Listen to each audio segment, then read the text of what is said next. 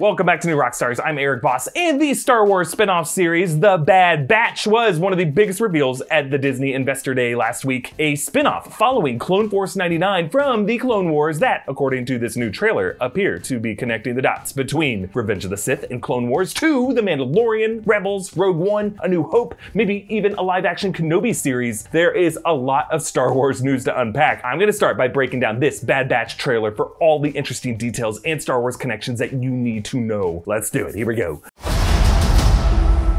They call themselves the Bad Batch. The trailer opens with the voice of Commander Cody. You remember him. He's the one who fired on Obi-Wan Kenobi on Utapau. This is actually the same audio from when he introduced the Bad Batch back in Season 7 of Clone Wars earlier this year. Experimental Unit Clone Force 99.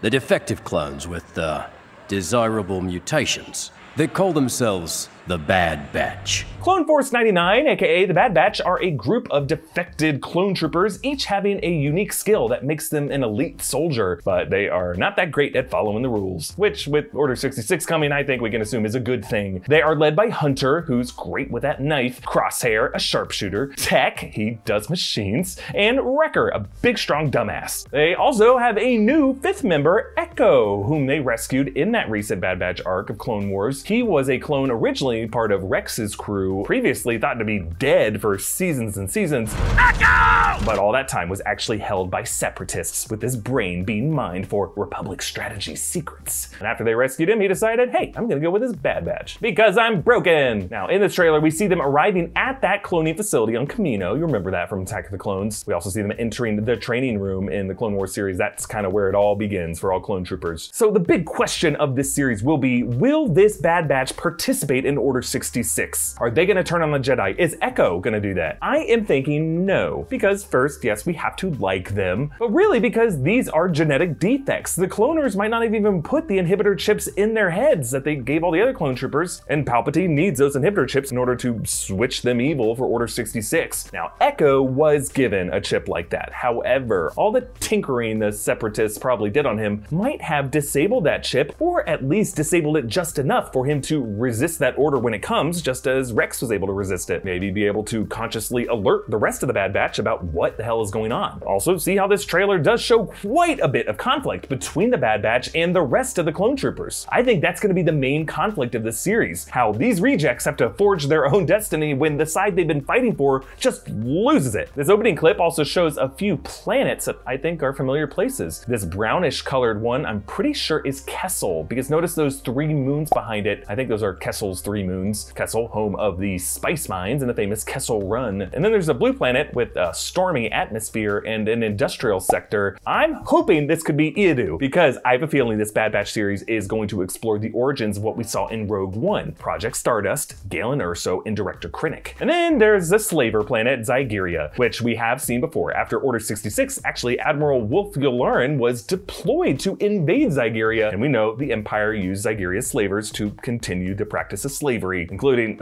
enslaving the Wookiees. And then we see the Bad Batch on a jungle planet with vegetation that looks a lot like Felucia, where Aayla Secura was gunned down on Order 66. I think this show is gonna tie in a lot of the aftermath of that. For the first time, we're gonna see what the early years of the Empire looked like. It's very exciting and very scary. Here, Hunter fights a Zygerian slaver, and then a later shot of Hunter out of armor on a speeder, headed towards someone you can see dangling from a tower there. I think the series, after everything goes down, is gonna follow the Bad Batch having defected from the Empire, taking off their armor, and then living on as mercenaries, taking odd jobs like this. And then there's a shot where they approach this orange-streaked planet. I think these are the rusty scrapyards of Braca, and we'll see closer looks at these later in the trailer. Okay, so the Bad Batch lines up with other clone troopers as they listen to Emperor Palpatine's big speech that we saw in Revenge of the Sith. You remember when democracy died to thunderous applause? The Republic will be reorganized into the first galactic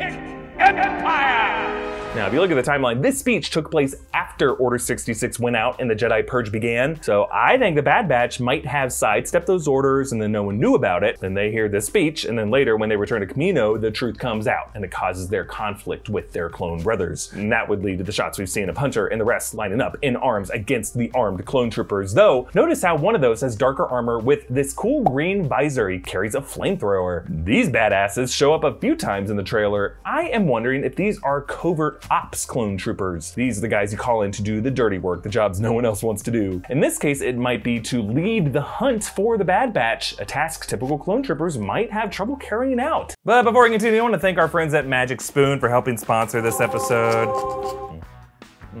See, while being stuck at home this year, my eating habits have not been great. I've been trying to cut down on the sugar and unhealthy food, but Papa still needs his comfort food. Well, luckily for me, there's Magic Spoon cereal. It is the tasty cereal of our childhoods without all the junk in it. Each serving of this stuff is only 110 calories. It has 0 sugar, 11 grams of protein, and only 3 net grams of carbs. It's keto-friendly, gluten-free, grain-free, soy-free, low-carb, and GMO-free. I am currently trying out the peanut butter flavor. It's so good. This is like the best peanut butter cereal I've ever had. But like, again, it's not gonna make me feel like, ugh, afterwards, you know? But they got a ton of great flavors, including the original cocoa, fruity, frosted, and blueberry flavors, but also brand new ones like peanut butter, cinnamon. It's all really, really good, folks. Click the link below to get some Magic Spoon cereal today. You can build your very own variety box and use my code NEWROCKSTARS for free shipping. You can choose from the best-selling cocoa, fruity, frosted, and blueberry flavors, plus brand new flavors that just dropped, including peanut butter and cinnamon. So many of you have asked, and now is the first time Magic Spoon has ever released this new option to build your very own custom box with new flavors to choose from, so don't wait. And Magic Spoon is so confident in their product, it is backed with a 100% happiness guarantee. So if you don't like it for any reason, they will refund your money, no questions asked. So click the link below and use the code NEWROCKSTARS for free shipping, or go to magicspoon.com/newrockstars. And before I move on, yeah, we see the scrapyard, and that looks like a wrecked Venator class Star Destroyer. I think, yeah, this could be Braca, which does set the stage for an interesting possible crossing paths with a young Cal Kestis from Jedi Fallen Order. Okay, this section reveals freaking Fennec Shand, the masked bounty hunter that we have been seeing a lot of on The Mandalorian this season. It's so cool to see her take part in this, because in the most recent episode, we just heard her say, "No, I'm wanted by the ISB." And presumably, we're gonna see the reasons she is on the Imperial Security Bureau's bad side, particularly helping with the revolt on Kamino. It's also possible that she could tie into Boba Fett's unfinished Clone Wars episodes, and we might see Boba Fett on this show. Maybe we'll finally find out how those two bounty hunters knew each other prior to their time together years later on The Mandalorian. The Bad Batch also fight these heavily armored droids, which do look a lot like the Dark Troopers we've been seeing on The Mandalorian as well, except now they have this white armor, so it might be somewhere between a Phase 2 and Phase 3, or there's like a Phase 3B. I'm thinking we could be seeing the early years of Imperial attempts to replace human warriors with droids, a plan that Moff Gideon later picks up, and I guess a plan that kind of would bring it full circle with the Separatists originally using battle droids in the Clone Wars. It's like poetry, it rhymes, you know how it is. Okay, and this clip is a battle in which you can see the Republic ATTEs blowing up a droid tank, meaning at least some of this series will show us before Order 66 when the Clone Wars were still in their closing days. This looks a bit like the Battle of Kashyyyk, and the Bad Batch were thought to have gone to Kashyyyk in the final days of the Clone Wars. But the other big reveal of this trailer is Tarkin. But notice his Imperial officer badge is still the rank of Admiral here. He's not yet Grand Moff Tarkin, as he is in A New Hope in Rogue One. With Tarkin, I hope, again, we get to explore his relationship and rivalry with Director Krennic.